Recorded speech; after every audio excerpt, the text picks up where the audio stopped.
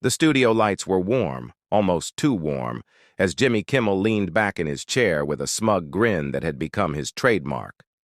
"And joining us tonight," he said, voice laced with performative charm, "is Karoline Leavitt, Republican firecracker, Gen Z's answer to Ann Coulter.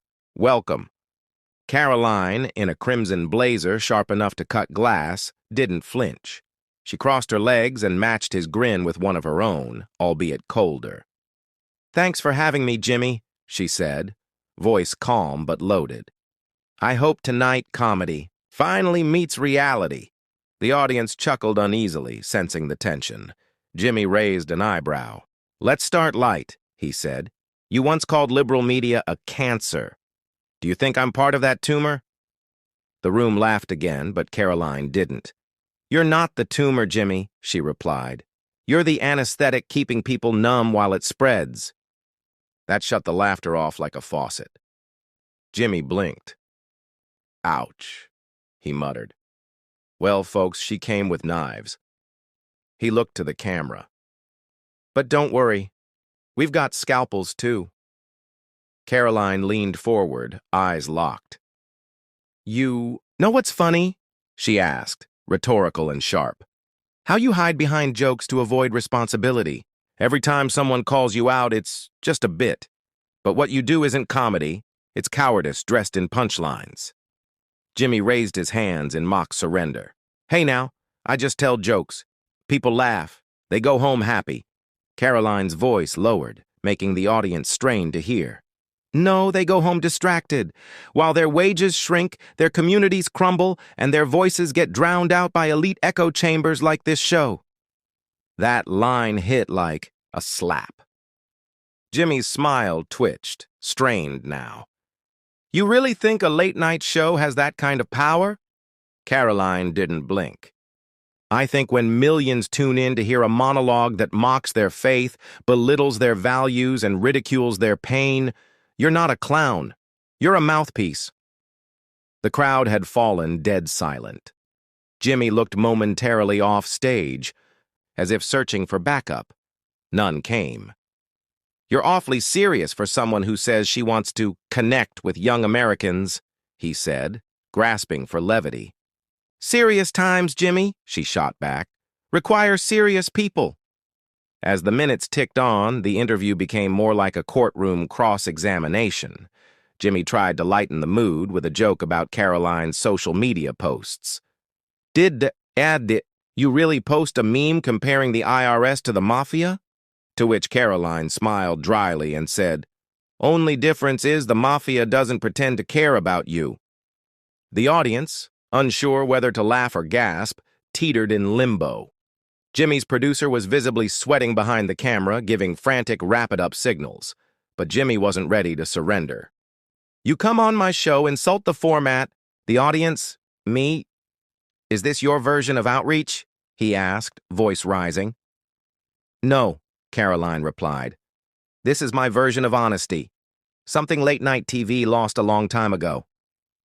Jimmy stood now, a move that signaled he was done, playing host and was stepping into the ring. "So what, Karoline? You think you're here to save America by taking down talk shows?" She stood too, not backing an inch. "I think America is tired of being laughed at by people who wouldn't survive a week outside their studio walls." Then, the moment came. The audience was holding its collective breath, the staff was frozen, and Jimmy, red-faced and flustered, spat out, "What gives you the right to come here and tell me I'm the problem?" Karoline didn't even blink. She stared at him, still as ice, and said with a voice that rang through the studio, "The moment you started mocking working-class Americans for applause, you stopped being a comedian and became the punchline." The silence was seismic. The words cut through the studio like a scalpel through velvet. Jimmy stood motionless, mouth slightly open, caught in the very spotlight he had spent years mastering. The audience didn't cheer. They didn't boo. They simply sat there, stunned, as Karoline calmly collected her notes, adjusted her blazer, and walked off stage. The camera, unsure of where to point, lingered awkwardly on Jimmy, now blinking in disbelief, unsure if the show had just ended or if something much bigger had. The next morning, clips of the moment flooded every corner of the internet. But no hashtags could bury the truth. In one sentence, she hadn't just ended an interview, she'd shattered an illusion. The fallout came fast and merciless. Within hours, the clip of Karoline's final line had racked up 10 million views across social media platforms, and by the next morning, it was the top story across both conservative and liberal networks, though for wildly different reasons. Fox News labeled it "the moment that shook late night," while MSNBC reluctantly titled it "Karoline's Crossfire."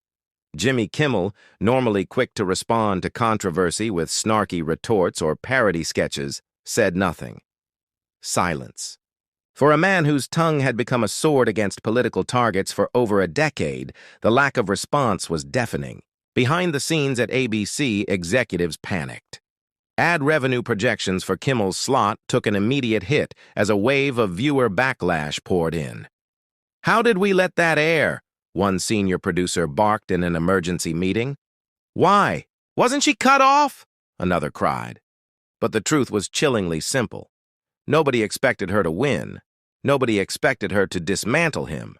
Karoline Leavitt had come to a lion's den and walked out with its teeth. Jimmy's closest allies in the industry tried to rally behind him. Stephen Colbert aired a half-hearted monologue about angry young Republicans with podcast microphones, while Seth Meyers joked, "Karoline Leavitt? Sounds like a discontinued brand of cereal." But the laughs didn't land. Something had shifted. Audiences, long accustomed to the smug satire of liberal late night, were beginning to ask questions they never had before. Why do we never see dissenting views get the last word? Why is every guest who challenges the host painted as a villain? Even within Hollywood, there was unease. A-list actors and directors began quietly distancing themselves from the Kimmel show, worried their appearances might now be perceived as political endorsements rather than entertainment. And then came the damning blow, not from the right, but from within. A whistleblower from Kimmel's own writing staff leaked an internal memo. In it, the team had plotted ways to bait Karoline into an outburst, hoping to cut together clips for online ridicule. Instead, she'd flipped the script, and now the baiters looked like fools. Karoline, for her part, didn't gloat. She gave no victory laps, refused multiple interview offers, and declined to appear on follow-up shows. When asked by reporters outside Reagan National Airport how she felt about the media frenzy, she simply replied, "Americans saw what they needed to see." Her campaign donations tripled overnight. Her name began trending not just in political circles, but among Gen Z influencers, startup CEOs, and even musicians. A new class of Americans, tired of being told what to laugh at, how to think, and who to applaud, had found a symbol. But this wasn't just about Karoline. This was about reckoning. Her sentence had peeled back the curtain on a billion-dollar industry that had thrived on caricatures, and it could no longer hide behind applause signs and laugh tracks. Internally, ABC held a crisis meeting. "We need to get ahead of this," a network exec said. But there was no ahead. Jimmy's credibility wasn't just dented. It had collapsed. The next week, Jimmy Kimmel returned to the show, his face grayer, voice flatter, jokes falling like lead. He attempted to mock the ordeal, but the energy was gone. His final punchline, "I guess I finally met someone who takes herself more seriously than I do," was met with scattered claps and a few coughs. Then came the ratings, lowest in the show's 20-year history. Advertisers pulled out. ABC announced a hiatus by Thursday. On Friday, Kimmel quietly resigned. There was no farewell special, no musical guest, no tribute montage, just a silent tweet. "It's been a ride. Thank you." The same night, Karoline posted a single sentence on her profile. "They called it comedy, I called it a cover." And with that, she logged off. The war wasn't over, but the battlefield had changed. One sentence had torn a cultural veil, and Behind it stood a hollow throne, abandoned by a jester who forgot the people had ears, not just laughter.